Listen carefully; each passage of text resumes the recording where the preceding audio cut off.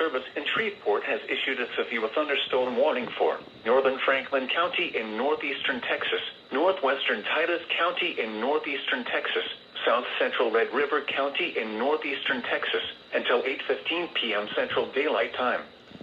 At 7:26 p.m. Central Daylight Time, a severe thunderstorm was located over Mount Vernon, or 11 miles south of Hagensport, moving northeast at 35 miles per hour.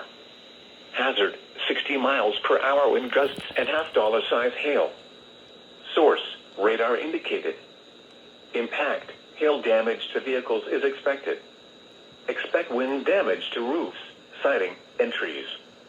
Locations impacted include Mount Vernon, Purley, Winfield, Talco, Miller's Cove, Hopewell, Harts Bluff, and Q-Fant. For your protection, move to an interior room on the lowest floor of a building.